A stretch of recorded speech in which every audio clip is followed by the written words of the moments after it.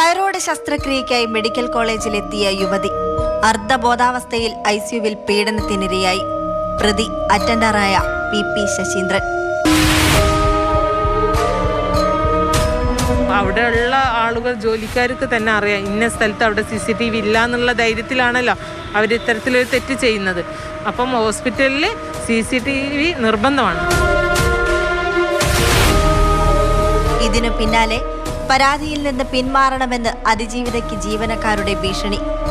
ആശുപത്രിയിലെ സുരക്ഷാ സംവിധാനങ്ങളിലെ അടിമുടി വീഴ്ചയാണ് ഈ നിർഭാഗ്യകരമായ സംഭവത്തിന് ഇടയാക്കിയത്. ഇങ്ങനെ ഒരു ഹോസ്പിറ്റലിൽ ഇത്രയും ഒരു വലിയൊരു പീഡനം നടന്നിട്ട് ഒരു CCTV പോലും ഇല്ലാതിരിക്കുന്നത് വലിയൊരു ഇതല്ലേ, പരാജയം തന്നെയാണ്. സുരക്ഷാ വീഴ്ചയിൽ പരാതിയുമായി അതിജീവിത.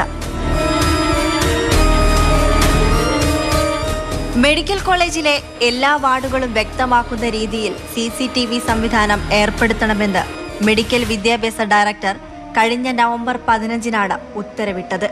മുഖ്യമന്ത്രിക്ക് പരാതി കൊടുത്ത സമയത്ത് അവർ CCTVക്ക് വേണ്ടി ഇവിടെ ഓർഡർ ഇട്ടിരുന്നു, CCTV സ്ഥാപിക്കണമെന്ന് പറഞ്ഞിട്ട്.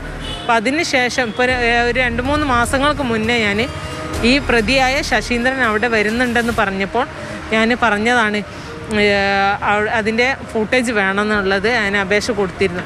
അപ്പോൾ അതിൽ എനിക്ക് മറുപടി കിട്ടിയത് അവിടെ CCTV ഇല്ല എന്നാണ്.